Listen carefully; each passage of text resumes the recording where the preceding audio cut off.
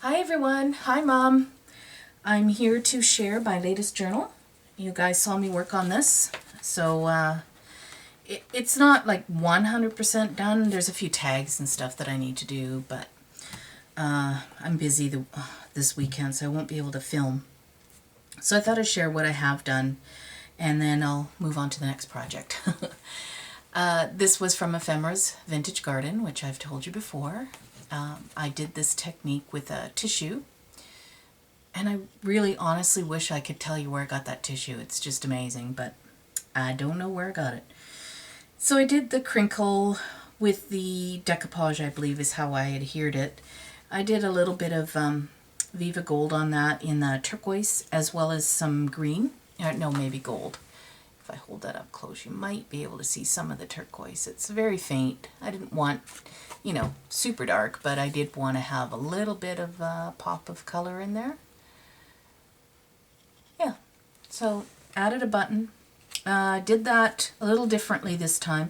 This is a shank button, so I did do the two eyelets, and then I sewed it so that the shank is actually in the middle. I don't think you can see it, but it slides a little because it's between the two eyelets. I don't like sewing right through. I like to have something that's going to prevent any tearing at all. So I always use the eyelets. I think they work really well. Same with the back. I did two little eyelets there and threaded the seam binding through. And it's just a wraparound. It's a little chunky, so you have to push it. And the center of the button was white, and I just used my Copic. And okay, my camera's doing something weird. Yeah, we'll see. That's really weird. I don't know what it's doing. But anyway, yeah, I tied that on with some twine. And the first page, now I told you the collection is Momenta from, I got it at Walmart. It's just a paper pad. And so I've used a lot of the punch outs that came with it, and I did a bit of layering, added a couple of doilies, washi tape on the edges, and then I had so much extra paper left from what I had taken out of the book that instead of doing them all like this, because I actually ran out of this washi tape, and I didn't want to use two different ones. I could have, but I didn't feel like it. So I decided that I would do the flip, or fold outs, or whatever they're called. The dragonfly from the Sizzix Big's Die. And this obviously will be one of the tags that I do something with. This was an envelope that I don't know where I got the envelope from, but I sprayed it up with a lot of Lindy's, and I stamped. I have this kind of cool, I don't know what you call it, but it's really neat stamp. All the black there. And then this is another stamp set that I picked up not long ago, and just made a little tuck spot here at the bottom. Again, this twisted one that I do quite often now. I really like it, and it's a good way to use up a little bit of paper you got left over. The flower, I showed you how I did the frontage in the middle. And again, another flip, fold, whatever. This is actually part of the paper, so it looks like it's layered, but it's not. Added a little paper clip there for no reason at all. And then I showed you this page that I had done, so this will get a tag, a completed tag in there. Another little doily. This one I painted up, and I believe this is parchment paper. Yeah. I bought all this parchment paper thinking I would use it in my books, but then when I found out you can't actually write on it, I thought, well, that's kind of useless then. So I decided to use it up as doilies. It makes great doilies. And it takes paint, so there you go. Sorry, I have a bit of a sore throat today. I don't know if I'm coming down with something or if it's my allergies.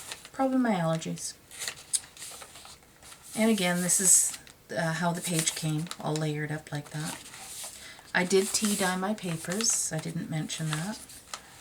Again, another. So you can see how I do that is I glue it so that, paper is facing out rather than kind of folding it under. But I do score it, so it is easy to fold it out again. Yeah.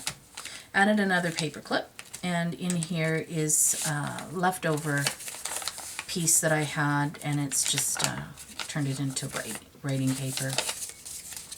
This is a vellum envelope that I made, and just trimmed it up with some ribbon and lace. And I have no idea why I added this paper clip, but I liked it, so. And then I did the same on the other side. This is a little tuck spot here. Just added some tea-dyed lace. A little tuck spot here. Another fold out. This is a little coin envelope that was actually too big, so I took it apart and just cut it down again, and then I stenciled over it. Now, I don't know if it shows very well, but the multicolors that are in there, I bought those Tim Holtz ink pads that you can customize yourself, and that was the mix that I had done. I don't remember what it was. I think it's, I don't know. I wrote it on the thing, but I don't remember what it is offhand. And this is from Karen Brake. She sent me this beautiful little applique. And I just used my Copic pen, and because it looked a little white. It's cream, but it looked white. So I wanted it a little creamier. And so I just used my Copic. And then this is another little cutout from the paper collection.